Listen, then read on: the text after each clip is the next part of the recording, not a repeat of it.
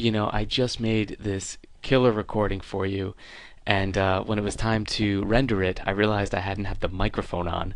So here we go. This is take two on how to get over social anxiety.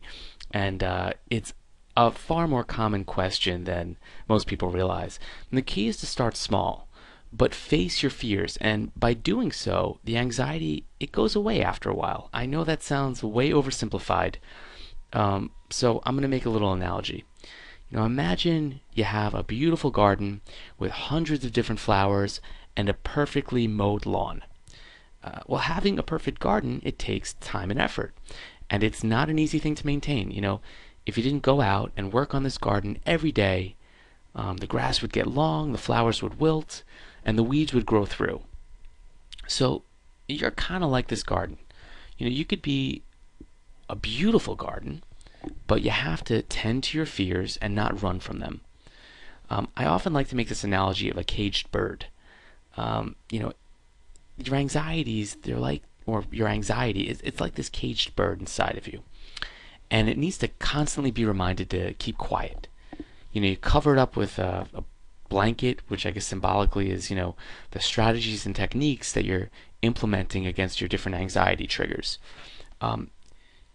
This anxiety, it's not helpful.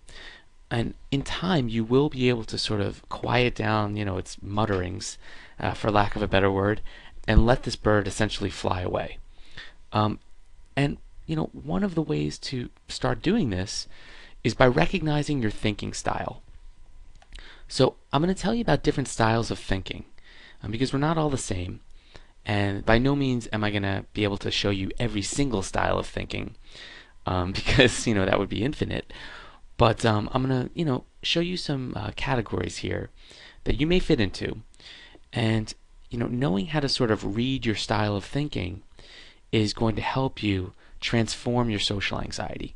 So the first style is black and white thinking, and this is thinking sort of in unconditional ways.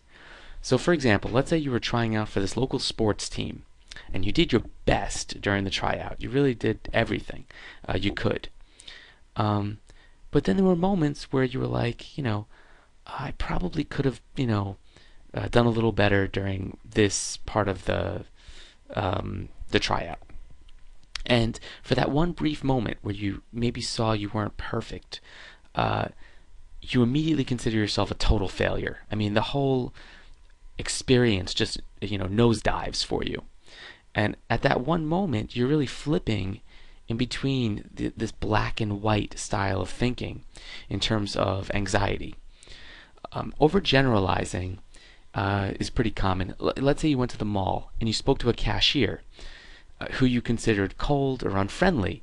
Would you ask, or would you assume that she must always be like that, or would you have a hot thought? And a hot thought is something I like to say is like this uncontrollable thought, negative thought that just pops up, and it's filled with anxiety. So anyway, would you have a hot thought in the situation that it must be you, and that people are always like that with you? So this is overgeneralizing, and in looking at how to get over social anxiety, it's just an unhelpful thinking style. So one thing I like to do is write down my automatic first thoughts, and I recommend you do this as well. In a situation that causes you social anxiety, try to write down your automatic first thoughts and try to pinpoint the the direction of the thought. Because once you start understanding these thoughts, you can start attacking them with more exact actions. And I'm going to be talking to you about that in a little bit. So selective thinking is when you focus on particularly negative aspects of a situation or event and you ignore the positives. You have a great conversation with someone, but maybe you forgot their name, or maybe you weren't as delightful as you could have been. You immediately just jump on your negative aspects in the conversation or in the social setting, and you dwell on them. Jumping to conclusions. I love this, Matt. This is from this movie Office Space. It was a pretty funny movie. I do recommend it, especially if you work in a corporate environment. So jumping to conclusions. If you find yourself assuming negative thoughts in other people's heads, you're jumping to conclusions. Can you mind read? Can you tell fortunes? I don't think so. So when you're mind reading, you're assuming what other people are reacting negatively to you. You need to question your thinking and ask yourself, how do I know that? And check out, supporting facts of the conversation with an open mind. I'm not telling you that you're, never wrong in a situation, but, try to give yourself the benefit of the doubt here. Magnifying and minimizing. If you find yourself, exaggerating negatives and underestimating the positives, this is a little bit different than selective thinking. You're essentially bringing yourself down by not giving yourself enough positive emphasis. And thinking with your emotions is also, it's a double-edged sword.